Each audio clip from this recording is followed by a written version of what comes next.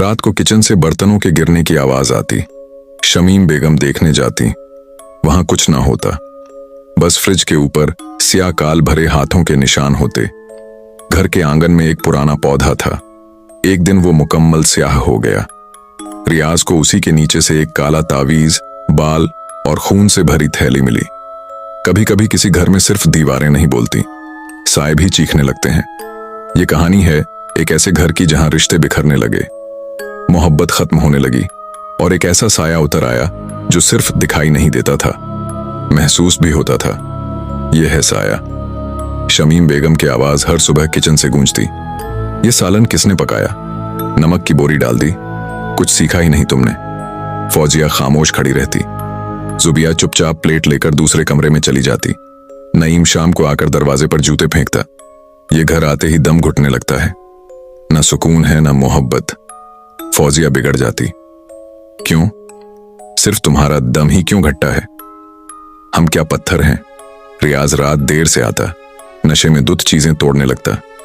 शमीम बेगम छुप कर रोती। यह घर कभी जन्नत था, अब जैसे सब दुश्मन बन चुके हैं। जुबिया अपनी माँ से कहती, अम्मी लगता है कोई मुझे देख रहा है। जब मैं वॉशरूम जाती हूँ आवाजें आती हैं। फौजिया हंसती, ऐसा कुछ नहीं, दिमाग खराब ना करो। रात को किचन से बर्तनों के गिरने की आवाज आती।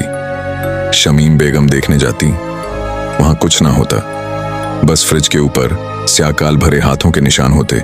जाए नमाज निकाली जाती, मगर कोई ना कोई रुकावट आती। कभी बिजली चली जाती, कभी पानी गिर जाता। नमाज अक्सर कज़ा होने लगी। वॉशरूम का दरवाजा अक्सर खुला रहने लगा। फौजिया एक दिन अंदर गई। ऐसा महसूस हुआ जैसे वहां कोई सांस ले रहा हो। घर के आंगन में एक पुराना पौधा था। एक दिन वो मुकम्मल स्याह हो गया।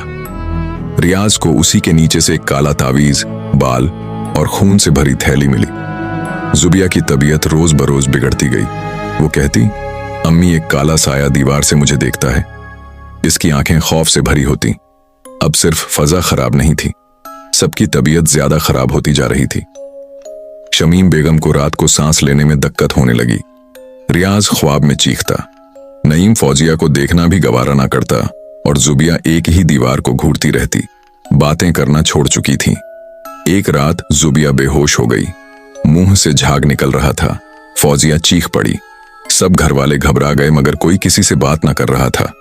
इसी रात फौजिया की बहन नायला आई। कुरान पढ़ने वाली पुरसुकून औरत घर का माहौल देखकर रुक गई और बोली, फौजी, ये घर आम नहीं रहा। दीवारें बोल रहे हैं, छत से जैसे साया लटक रहा हो। फौजिया रो पड़ी।